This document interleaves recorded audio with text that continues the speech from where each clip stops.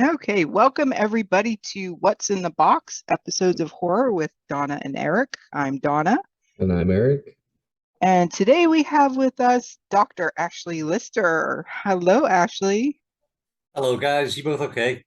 Yeah, How are you doing doing? good. Yeah, not too bad, thanks. Not too bad. Yeah, good. Thank you so much for joining us. We appreciate you taking the time. Um, so, as I was explaining to you a little bit before we started recording, we like to do these behind the scenes interviews. Um, because everybody interviews authors, right? Yeah. The author, everybody wants to talk to the authors, and and even though you are an author yourself, you also teach creative writing. Yes. So, which is very interesting. So basically, you're teaching the next group of up and coming, maybe indie horror authors, or whatever genre. um, So, that's really important to know what it's like. And I know not every single indie author has gone through like a formal creative writing class or has taken English literature classes or, has a degree. Like I never went to college at all for anything. So, but it's just interesting to hear, will be interesting to hear what it's like for people who do take classes to learn creative writing. Absolutely. And for myself, for the first, I'd published probably about 25, maybe 30 novels before I thought, do you know what? I actually fancy getting a degree in this particular area. And then went on to get the degree and then got the PhD and all the time continued writing. And I think I've seen my writing improve whilst I've been doing that, just because I've got a stronger idea of what should be in there and what shouldn't be in there. But I also think because I'd written 25 to 30 novels before I started, I went in with a fair bit of knowledge as to what should be there in the first place. Yeah. Yeah, And that was totally. It actually, seems like that would help. Yeah, having yeah. just some of the groundwork laid out for you.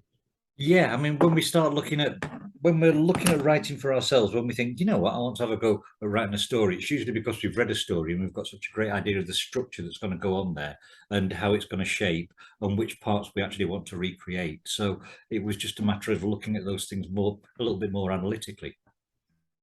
Yeah, it seems like it's a good idea to know the rules so that you can then go and break them in the proper way, to get the story Yeah, done correctly and stuff. So yeah, I could totally see how having that structure and that ability to, go to the class and learn and stuff. I wish I would have thought about this when I was in college, 20 years ago. I didn't even think about creative writing as a degree, at least it was, I don't even think it was offered at the college I went to. So I think that would have been a great uh, jumping uh, off point. and it's frustrating because people usually try and push things that are vocational or things that are going to help the economy. And I don't think there's anything more important really than telling stories. I mean, that's what we live for. We all live for the stories that we're going to get out of people. And to be able to do that professionally just seems like the best career thing in the world. So yeah, I don't understand why it's not pushed more by establishments. Yeah, I know it was when I went, it was journalism or English lit, and that was pretty much the only thing that I was going to get out of that. You know what I mean? And so, I took a lot of English lit courses for my minor. I majored in history, but it would have been amazing to have somebody be there teaching, creative writing and all the important things. I would have started this way earlier than I did. I waited 25, 30 years after college before I started really thinking about doing stuff. Ah, and do you know, it's so much fun. What I try and do with my students is I try and not just go through the academic side of it, but also through the practical side of writing as well. Because when was it? It was last week. Um, I was talking to a group of students about how we're all going to get rejected when we send our material out there. If instead of going down the indie route, you decide I'm going to try and trad publisher, when you send stuff out, everybody's going to get rejected. The only people that don't get rejected are the ones in the Stephen King stories and the Dean R. Koontz stories, where it's the first time they've written something, they send it to a publisher, and half an hour later it's on the bestsellers list. So I said, get used to being rejected. I said, 99 times out of 100, it's not personal. I said there are going to be occasions when it is personal, but they're going to be a small number. And I know that the majority of people say it's never personal, but I know from my own experience, I have been rejected because I managed to annoy somebody. I annoyed somebody who was. I'm going to go off on a lot of tangents here. I hope this is okay, guys. Oh no, that's perfect. Yeah. Right. I worked with a poetry group, and I was the compere who was sort of like introducing poets who were getting up. And with it being poetry, excuse me, everybody's allowed free time at the microphone, and they're allowed freedom of speech.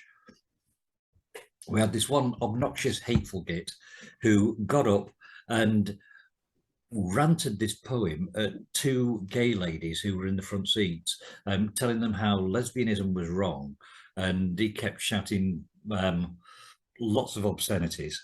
So we let him get to the end of it, and I got on the mic and I said, well, usually I'm the most offensive thing in the room here, but somebody's taken that crown from me today.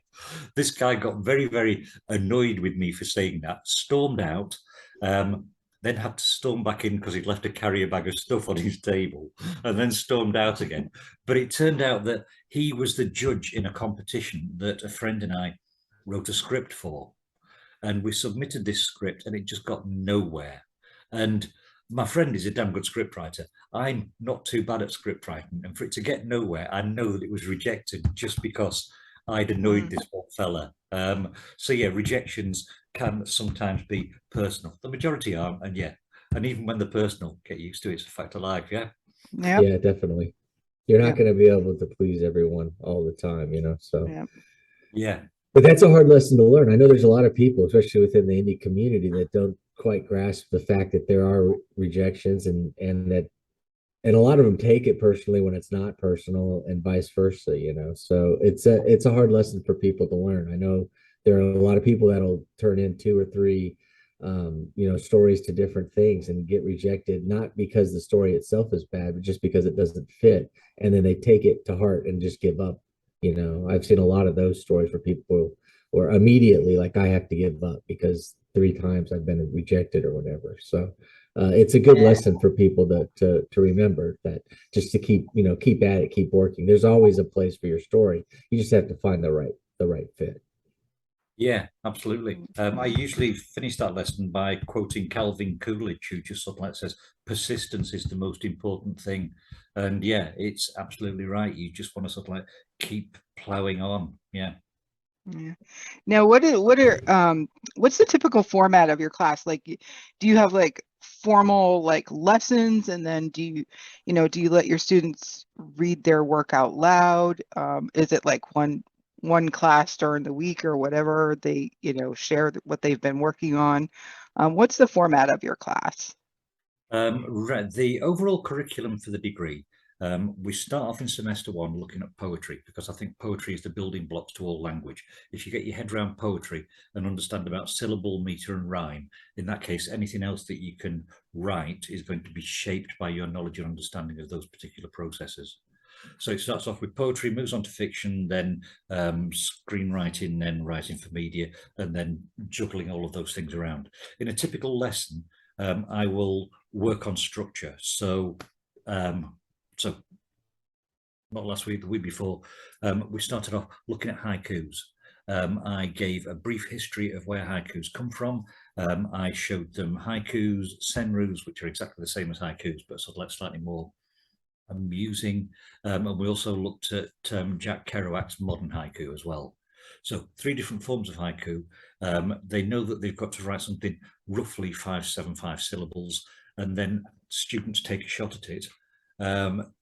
Some of them will produce 4 or 5 haikus in 10 minutes. Some of them will produce half a haiku.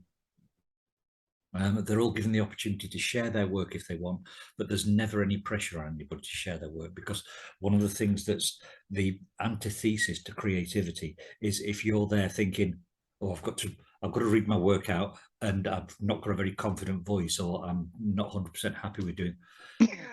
Yeah, Johnny, you don't even come across like that. You come across as one of the most confident people I've spoken to. But yeah, we've all got this, oh, what if they don't like what I'm about to say? I mean, I used to work with one lady who was a poet, and her poetry was absolutely excellent. It just, you would read it and you would cry because you would think, I didn't even know words could do that sort of thing. And then she would stand up to try and perform something in front of people. She would have a poem on a sheet of paper, and it was rustling like there was a hurricane going past because she was just so trembling and nervous. And she managed to overcome it eventually. But yeah, the whole notion, we all think that if somebody's got the talent to write something, they've got the talent to perform it. And yeah, I know we haven't.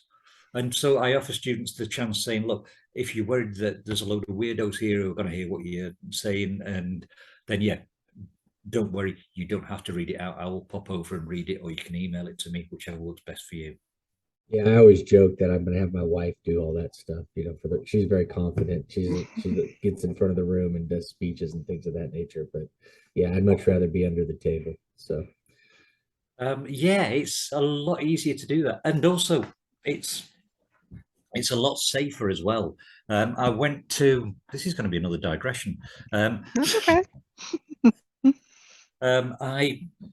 I was asked if I would read poetry at a local event, and I live in Blackpool, which is a brash seaside resort.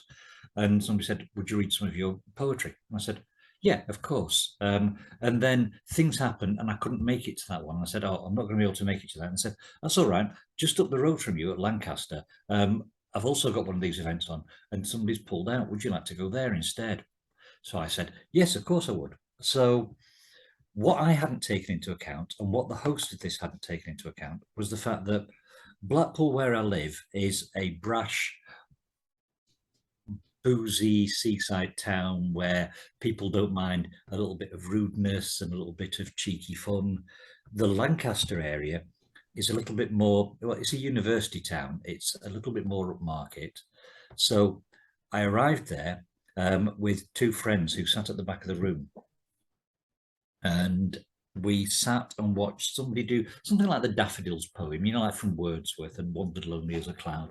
Then somebody did a performance piece about how unjust it is the way we treat farm animals, and how we should be more sensitive to their needs. Then I was called up on stage, and I did this poem about a man who builds a sex robot out of oven parts. And this audience, it was meant to be funny, and this audience just glared at me as though I'd taken a crap on the stage. And my two friends were at the back of the room laughing, and everybody else in between was sort of like glaring at me with hatred. And I got to the end and said, "Well, if you didn't like that one, you're going to hate this next one." Yeah. That's what I love about you, Ashley. So when you're working with your students, and Eric, cut in any time with questions. I always feel like no, that's fine. I always joke to Dawn. I said I don't think Dawn is quite the introvert that she portrays herself as we do these, because you do a great job with it. So I'm here just to interject. So what's when you're teaching your classes, what's the most important piece of advice that you can give to your students? I think what I mentioned before about rejection is incredibly important. I think we've all got to get our heads around that. I think the perseverance part as well of pushing on. But one of the things I keep telling them to do is to question every piece of writing advice that they get. I mean, we're told that as writers, we should show, not tell. But the truth is, we are storytellers, not story showers.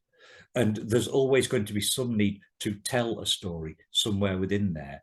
So if you're up to the stage where you're thinking, well, that's a little bit tell, and that's a little, how can I show this? Sometimes things can be so shown that nobody's got any clue as to what's going on in there. So I think questioning every piece of writing advice that you're given, when somebody criticizes a piece of work and says, well, I didn't like this particular character, or I didn't like the way that this was described, or it was described too much. If it's the story you wanted to tell and it's the way you're telling it, in that case, that's the way it should be. If everybody's turning around saying way too over descriptive, I'm not going to be reading it, in that case you might want to rethink your choices, but you might still be there thinking, I want to be overly descriptive.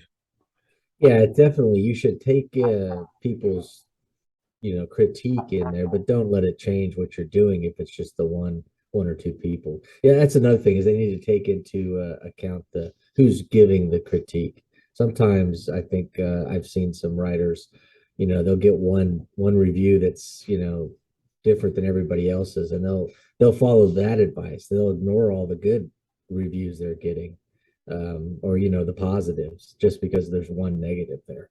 And I think that can ruin their stories a lot of times. Yeah, I've had a couple of people tell me that I swear too much in my vocabulary, both as an individual and in my writing, which I appreciate that. Yeah, there is a lot of swearing in my writing, but also if I was ever to come face to face with one of the ghosts, monsters, or ne'er-do-wells in my stories, I'm going to shout the word fuck several times and then run away. It's not going to be a case of, oh, fiddlesticks. Yes, this monster's Right. about to attack me. Yes. Yeah, fiddlesticks, I'm getting attacked by a seagull. Yeah, I can't.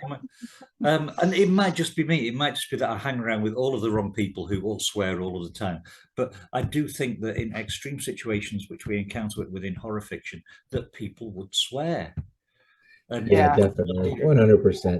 I think that's I, the funny thing too. The when somebody steps in with that kind of critique, I almost always ignore that. yeah. So, I mean, yeah, you have to be true to the situation. You can't, put your moral whatever onto something that's so fantastical when you interact with these kind of ideas, and especially with the genre of horror. I don't think you're not going to be able to go through those situations without stepping outside of your true self sometimes. and I think some people do like to just complain about those things and overlook the other stuff. So, I Yeah. mean, the last time somebody complained about swearing, it was a story that sort of like it included some brutal and violent murders, some rape, some horrible things going on there. But no, the thing they got a problem with was the F word. It reminded me of when I went to the RSC to see King Lear a few years back, and Ian McKellen was playing King Lear. And during the mad scene of that, to show that he'd gone crazy in the middle of a thunderstorm, he started to undress, because obviously it would be a crazy thing to do, to undress in the middle of a thunderstorm. He'd actually got to the part where he's whipped sort of like bits out. Yeah, I'm kind of pleased with the way I phrased that. That was quite delicate for me. Yeah. Bits out, which is the action of a crazy man, really. And people were complaining that that shouldn't have happened, that he shouldn't have done that. They didn't mind the fact that somebody got blinded later on in one of the scenes, the fact that all of these other horrible things happened, but oh, I shouldn't have seen that man's willy. Yeah, Yeah. criticisms are just ridiculous. Yeah, 100%. I agree. And I don't think I could finish a book if it was like childish, like you said. They're not going to say gee willikers when they're getting attacked by an axe wielding deformed monster, Right. I Yeah. actually had read a book a while back, and it wasn't about swearing, but the way the author wrote the dialogue, there was like exclamation points in every single line of dialogue, and it made the characters in my mind seem very juvenile, even though they weren't teenagers or kids. They were adult characters. Every dialogue had exclamation points in it, and I'm actually really interested. I enjoyed the story, I enjoyed the book, and I'm actually interested in reading the sequel, because I actually know the author liked my review on Goodreads that I mentioned. That I wasn't rude about it, Yeah. I just made mention of that. And I'm curious to see if she, took that to heart when she wrote the sequel. So I tell my students that they're allowed 6 exclamation points throughout their life, and they can use them however they want. But yeah, 6, that's enough. Yeah, anything more than that, and you're just being you're just abusing the privilege. yeah. Yeah, just with all those exclamation points, it just made the character seem like Scooby-Doo, like, I was thinking so, Saturday Night Live skit, where yeah. you just Yeah. And I'm yeah. being invaded by my son, so you'll be hearing him in the background. So do you just do you specifically teach horror, or are you just teaching creative writing? I mean, does your classes include all genres, or? The class includes all genres. It's whatever student. My PhD was actually looking at the relationship between plot and genre in short fiction. So I looked at the 5 supergenres as I'd identified them, which were adventure, erotica, horror, romance, and mystery, and looked at how they're structured and how they're actually, yeah, how each one of those genres has got its own particular shape. And I try and apply that to what people are bringing to the classroom. See, I think that's amazing that you have horror as one of the 5 supergenres. I mean, I totally would agree with that. But Hmm. it's funny how many people dismiss horror as everything is basically just, a niche or unimportant. But I think it's one of the best genres. It covers in my mind, everything is horror, no matter what you're writing, Yeah. So I just think that's awesome that you have that as one of the 5 supergenres. So I was talking with uh, I got collared into going in yesterday to deliver a lecture about how to write ghost stories, and we ended up talking about things that scare us. And yeah, this whole notion that everything is horror, absolutely agree with it. I was telling some students about. Did you guys ever see the original RoboCop film when it came out? oh yeah. Oh yeah. Now that one is sort of like is meant to be a little bit superhero-y, a bit adventure-y, a bit thrillery, but the part where the villains shoot off the fella's hand with a machine gun, that just turned my stomach, and yeah, it frightened me that people could be so menacing. And I think coming away from that, RoboCop to me is absolute horror. Yeah, there's different things that are going on in there, but yeah, that's just such an upsetting and distressing part of that story. Oh yeah, Yeah, definitely. It's a great story. I yeah, love I that movie. agree too because um the I forget which one it is. I think it's probably 2. Terminator 2 with the liquid Terminator. Is Hmm. Yeah. it 2? That terrified me. Um the Robert Patrick playing that character, I was afraid of Robert Patrick after seeing that movie. So I would Yeah, totally definitely. classify Terminator 2 as and even the original Terminator. The I'll never forget the scene at the end where the robot with all the skin off is climbing through the crushing thing after Sarah Connor, and it's just like trying to get her. So Yeah, even and though, It was some nightmares, you know. yeah, I was going to say, I think that's why the remake of RoboCop failed, is because it didn't take a advantage of all the different elements of the original, and it tried to make it into a slick sci-fi, action story, and it got rid of all the different elements that really stood out in the original RoboCop. They got rid of Yeah, they got rid of the entire anti-corporation storyline and the horror of everything going on in the city and stuff, and just tried to make it more of a straight up action film. And it's a much inferior. It's just an inferior film. yeah, I haven't seen it. I'm not a real big fan of remakes. Um, I'm wondering I if like, the original can sort of like. I've been working on something about cyberpunk. I wonder if the first one can be sort of like equated to the cyberpunk movement. The fact that you've got sort of like high technology and low life people. Yeah, I think there's a strong argument for that. Thank you. Yeah, I'm going to take that back to the class next week. Yeah, nice. yeah, Um, so let's talk about the bleeding keyboard. Um, yes. you have a YouTube show, The Bleeding Keyboard.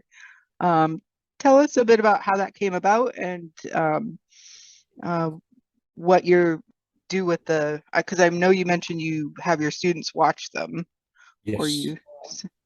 you. It's Bleeding Keyboard is, as you'd said before, everybody talks to authors.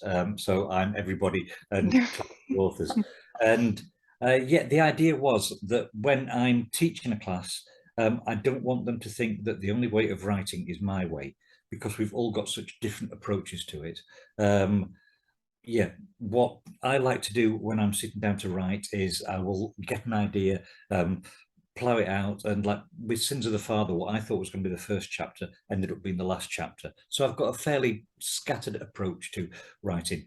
but I don't want my students to think that's the only approach they can have. So I wanted to talk to other authors, find out what their process is, find out whether they're a morning person, whether they're an evening person, find out whether they plot, whether they sort of like just think, where's this character going to go?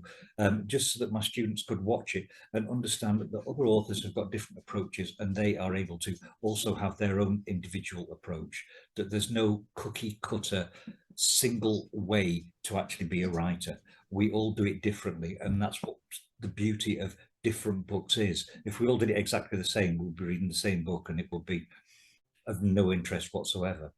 And it started because of the whole COVID thing, because meetings like this, which, I mean, COVID hasn't done many good things in the world, but it's made sure that people like us are familiar with this technology of how to have a Zoom meeting. It's meant that we can talk to people from all around the world. It's reduced the size of the globe, which has meant that I can talk to people from all over the world, and my students get to sort of like hear those conversations. Nice. Yeah, And that's awesome and helpful yeah. too. Because I mean, there are a lot of people, unfortunately, that try and tell you that there's really just one or two ways of doing this. And so it's nice to know that there are people out there advocating for us to discover that that's not true, that there are so many different ways for you to share your stories and your ideas. Yeah. Yeah, and that it's a changing process as well. I mean, I used to be a person who would work late into the evening, and yeah, about 2 o'clock at night, I would fall asleep at the keyboard and think that's enough for today. And then I shifted and became a morning person, and I think that was because I was quitting cigarettes at the time. And then I've since shifted and used my mornings at the gym and fit it in whenever I can, and maybe spend a couple of hours on an evening. But yeah, it's all about that mutability and the fact that there isn't one specific way, and there should never be one specific way. The day that that happens is the day that computers start doing our writing for us. Right. Yeah. I have a friend that's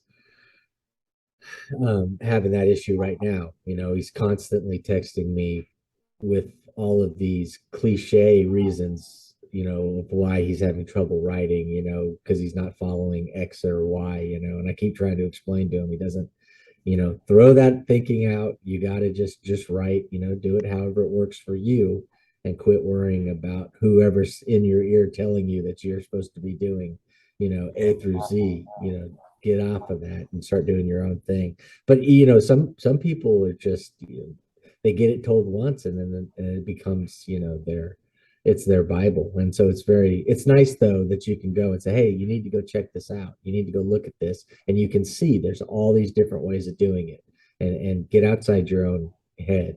Sometimes that's the first and most important thing, is you need to get outside your own head so that you can embrace the creative process. Yes, definitely. And also because I've been chatting with authors from different genres, so children's writers, people who write games, people who write romance. In that case, I can sort of like say, look, I've been doing an awful lot of horror writing recently. So if you want to hear me talking with somebody who's a little bit more closely related to the genre you want to work in that case, yeah, you can hear their words of wisdom as well.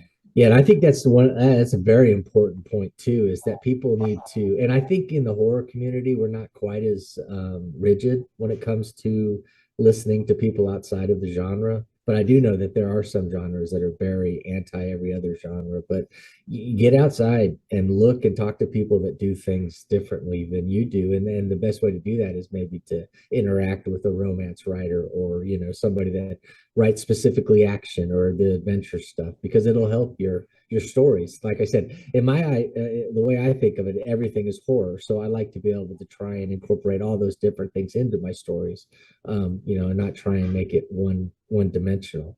And I think that's one of the best things that you can do, is to have the ability to step outside of your genre and go look into other things and see how other people are doing it, because you will learn some amazing tricks, and a different perspective will always make the story better.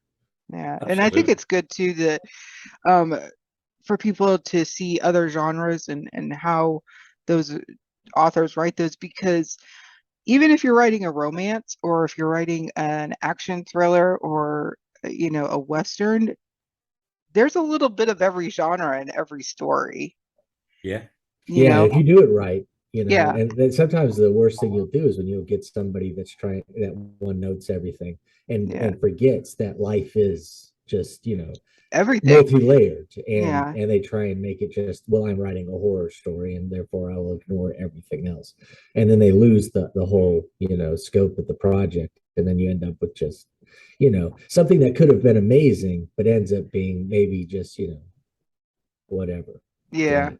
Yeah. Yeah. So, you know, you can read any book, you can read a romance, you know, and you can identify at least maybe one, you know, portion of that book that's horror, or one that's, you know, so, you know, a lot of romances, usually the female character has some kind of traumatic experience, you Yeah. know, maybe it's an assault, maybe it's a, you know, a cheating spouse or something, you know, but that's like horror. That's, and then you, of course, romance. And I remember reading, I just randomly started reading James Rollins, and the first book I picked Yeah. up of his was The Bone Labyrinth.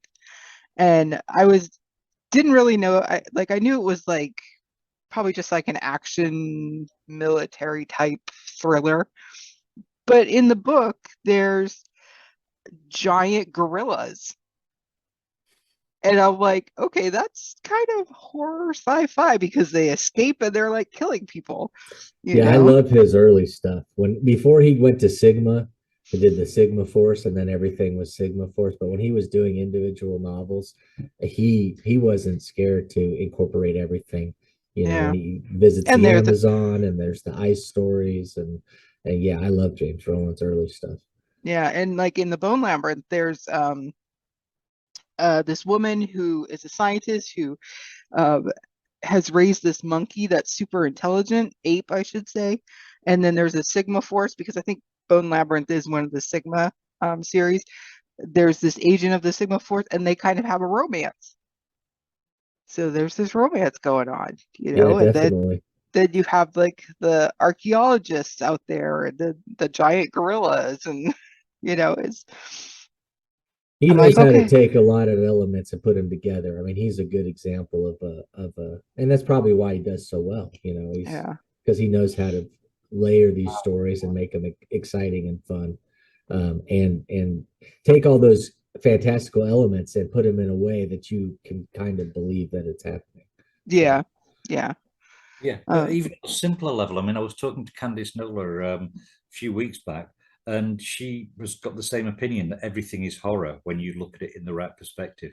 And even if you take a romance story where you've got two characters who want to meet, one of those characters will be experiencing the horror that perhaps this relationship won't work out. Perhaps they're not going to meet. Perhaps they might end up being lonely and never having that partner that they're after, which again is, for anybody who's ever been lonely, that's kind of a horrifying thought. yeah, mhm, definitely. yeah. Now, have you gotten, for the most part, do your students watch your episodes of the Bleeding Keyboard? Yes, Um, I do. Yes, I keep pointing them at them and sort of like saying, look, they're all here. This is where you find them. Yeah, and or this is a person. I mean, like being able to talk poetry with you was just an absolute godsend because yeah, I've only spoken to about 3 or 4 poets so far. But yeah, being able to say, look, if you wanted to look at poetry, in that case, look at what Donna said, look at what Tony Briscoe said, look at who was the other one? No, name will come back to me. But yeah, oh right, yeah, Rosie, that was it. Yeah, um, yeah, it's just such a useful tool so that it shows that I do have an interest in their particular genre. I don't want to come across as a, oh, I know everything about all these, because I don't. Nobody knows everything, but I do know where I can sort of like point people in the direction so they can find out more about that particular genre. And I think that's important too, that the students and everybody understands that you can like a particular genre, but you should be open to all the genres. I mean, I think that by doing what you're doing, you're showing everyone that it's good to broaden their horizons and kind of dip their toes into different things. Because I'll you be know, honest. sometimes people get that tunnel vision, yeah, and they forget that there's all this other great stuff out there, and that they can kind of expand whatever they're working on into all these different things. Yeah, and I mean, the one thing that I always try and work away from is I've seen the model of creative writing classes where you've got some know-it-all sat at the front who says to students, right, you can read out until I get bored with what you're reading. And then they get 3 words in and the person says, right, I'm bored now, stop. And it's just, that's not helping anybody. That's just you being a smug piece of crap and finding a way to humiliate people. And it should be about support. It should be about, even if you hated those first 3 words, listen to the rest of it and then give them feedback as to how to improve them, show them how to hook readers in. Yeah. Sorry, it's one of those. You know what? I totally agree with that, because I've noticed that it feel like lately that people's attention spans can't handle an actual chapter of information anymore. It's like, if I don't grab you in the first sentence, then you're going to tell me that my book's not, or my story's not worth reading. But there is something to actually world building and character development, and nothing in life happens immediately all the time. There's always, and so I have noticed that trend lately, especially in the horror genre, of people trying to tell us that we have to knock it out of the park with that first sentence, where sometimes that first sentence really needs to be subtle and draw people in. And it's going to take a little, you have to invest. It is a story, and hopefully people will start kind of turning back to that. But yeah, you're totally right. If everybody's going to a class where the teacher isn't even paying attention, and he's telling people that whatever they're writing in first 3 to 7 words isn't interesting, then we're going to end up with just a bunch of nonsense. And I mean, if you look at Todorov's narrative theory, he points out that a story needs to start off in a state of equilibrium, and then you've got it's a 5-stage one. So you go from equilibrium to disruption to disequilibrium to repair to new equilibrium. And you need that equilibrium to start off with. You need the world to be right for your characters so that things can be upturned, so that they've got some monster that they're fighting, some ghost that's haunting them, some new romance in their life that's about to change everything. So yeah, we do. The whole idea of starting it off so that, the big Indiana Jones ball was just about to crush him. No, we need to find out what was happening before that. Yeah, definitely. Yeah. And that's great. And that's what we need more people to hear that. More people to understand that, because, like you said, there's all these different ways of doing it, but it's okay.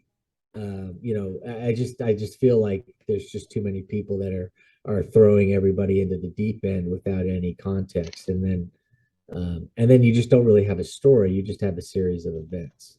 And that's kind of boring. So I wish more people would kind of embrace that, the idea of the build-up. I mean, on the other end of that as well, there's people that sort of like say to you, have you seen this show on Netflix? By the time it gets to season 5, it's really good. And there's yeah. So yes, there is that other end of it too, that you're like, oh, I love this thing. Yeah, season 5 is when it gets good. Yeah, no, I totally get that too. So we got to find that common ground, and I think that's one of the cool things about the interviews that you do on the Bleeding Keyboard. It allows people to see all the different ways that people are doing it within different genres too. Because I know there's all these different you're gonna have your sub rules within each genre and how they like to set things up and do stuff. So I think that's the number one thing people should take away from here, is that don't just get tunnel vision in the horror genre, but to kind of get out there and see what other people are doing and see if you can incorporate it into what you do.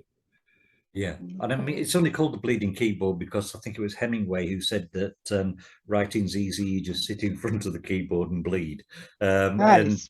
And oh, I'm paraphrasing him slightly there. I'm sure he said something. Yeah.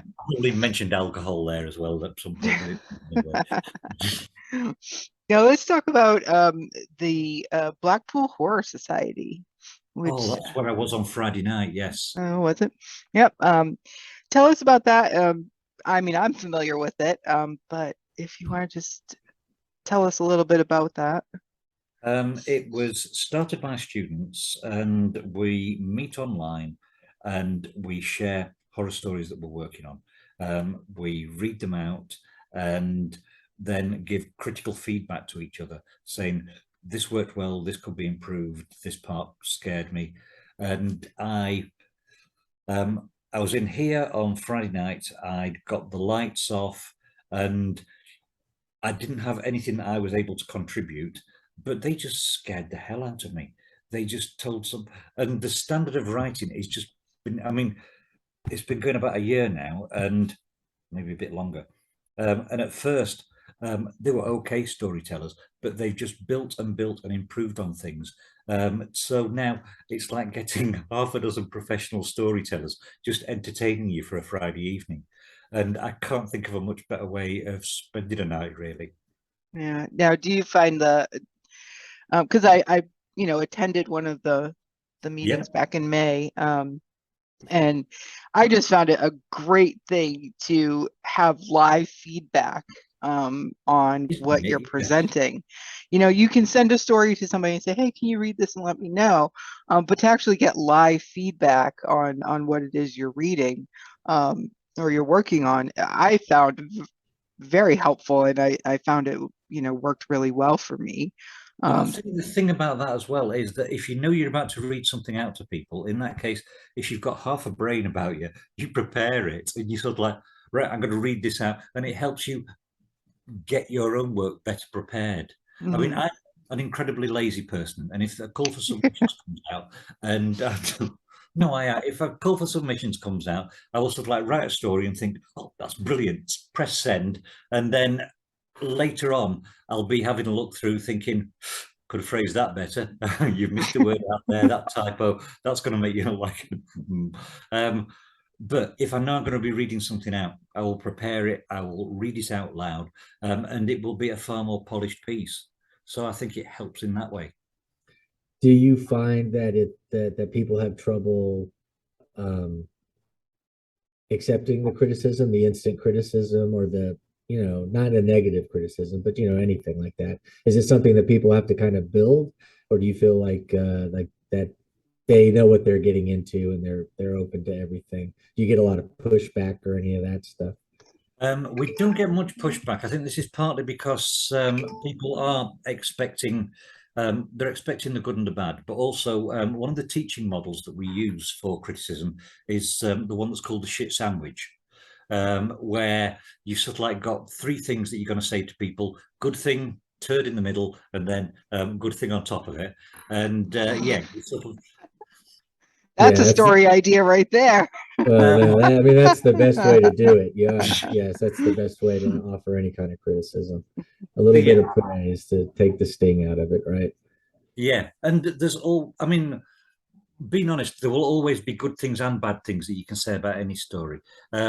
If we take, for example, something classic like Stephen King's It, I mean, it's one of my favorite novels. I think there's an awful lot of good things there. But if we were sat around a table with Stephen King and he just read it to us and managed to do it in sort of like 20 minutes rather than however many hours it would be for it to be read, I'm sure all three of us would be there saying, do you know, the group sex with the teenagers in the sewers, is that a little bit too much? To which he would probably rightly have said, no, I'm quite comfortable with that, but we would at least have aired our worries about that. Yeah. Nice. All right. Well, our last question here for you is, uh,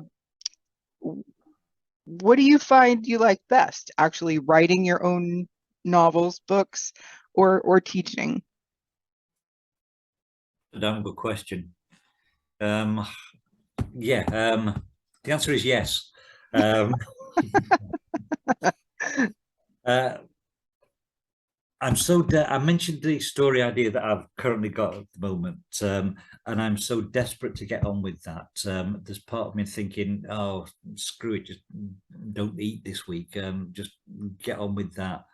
But yesterday, when I was delivering a session on how to write ghost stories, it was just fun preparing it. It was fun getting some short videos there to show what jump scares look like, to show how one of them was a scary pranked video where this lady's wearing one of these scary clown mask makeup things and then just walking out on people at night, or she's got long hair and she pretends to cry. And when people walk near her, saying, "Are you all right?" she lifts her hair up, and there's this horrifying face, and they run away screaming, which it's childish, it's asinine, it's hilarious. And so it was fun to watch people being shocked by that and then appreciate that it can be of use and of value, and how see how they can incorporate it with their own writing. So I think I'm trying to say that I really enjoy my writing. I love my writing, but I also enjoy working with people who want to be writers so that I can discuss it. And it's like having the best of both worlds. It's like when I was doing my PhD, I would talk to other people who were doing PhDs and say, "Oh, how's your PhD going?" And they'd say, "Oh, don't talk to me about my bloody PhD. I'm sick to death of the damn thing. It's just, yeah, if I'd known that it was going to be this dull and boring, I wouldn't have bothered doing it." And for me, the 4.5 years I was working on it just flew by, because I was looking at short stories. I was writing short stories. I was talking about short stories. I was doing whatever I could with short stories. And it's the same with my life at the moment. When I'm teaching writing, I'm trying to apply everything that I do to the lessons that I'm delivering. And I try to apply all of those lessons to what I do. So it's reciprocal. It's feeding itself back, which might be a good thing, or it might be like those farms where you've got chickens on wire cages that's sort of like plopping onto water, where you've got prawns that are feeding on the chicken poop, and then they sort of like shell the prawns and give the prawns to the chickens. And yeah, I don't know whether it's that sort of cycle or whether it's a little bit more positive. Yeah. Do you have not a genre, but do you have a format that you prefer to write in? Like short story versus novel, or the last few things that I've written have started off where the first chapter could have been a short story on its own. And I've just thought, do you know what? I could actually expand on that whole idea. So for example, Blackstone Towers it starts off where somebody's in a lift and they're talking about the ghost that inhabits that lift. And the idea came because I was in a lift and there was a little old woman there, and I just whispered to my wife, "She's not really there, she's a ghost." And the idea sort of like clicked in my head that that would be a fun thing to work with. And yeah, it worked as a short story, but it also worked as a great opening. Well, I thought it worked as a great opening for a much fuller length novel. yeah, I've So noticed that myself too. When I'll start trying to do a submission for something, and I'll be like, "Oh, this would be a great story," and then I'm like 20,000 words into it, thinking, "Oh, never mind. I've started my book." So, yeah. 20,000 words in, thinking, how can I trim this down to 3.5K? Yeah. Yeah.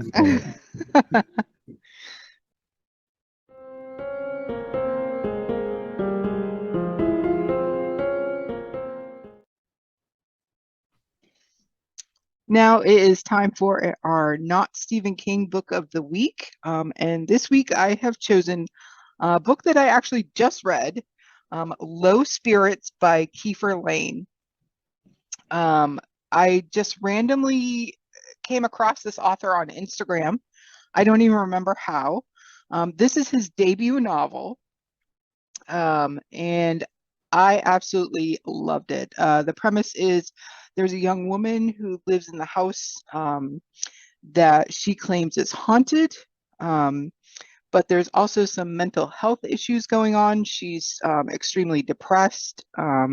So she starts seeing a therapist, and the therapist has problems of her own. She is an alcoholic. She lives in her office. She actually had stopped seeing patients, but she was kind of like coerced by a mutual friend into starting to see Madeline. So it's a slow burn. If you're looking for ghostly killings right off the first chapter, you're not going to get that.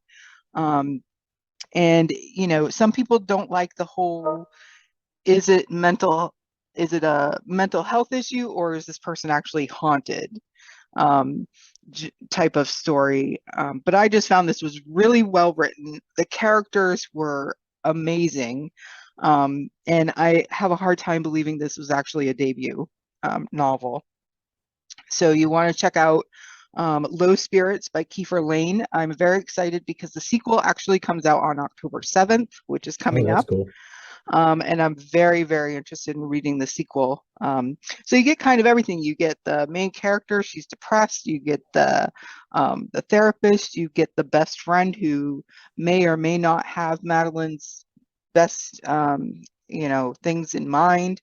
And then you have Martin, who is a paranormal investigator.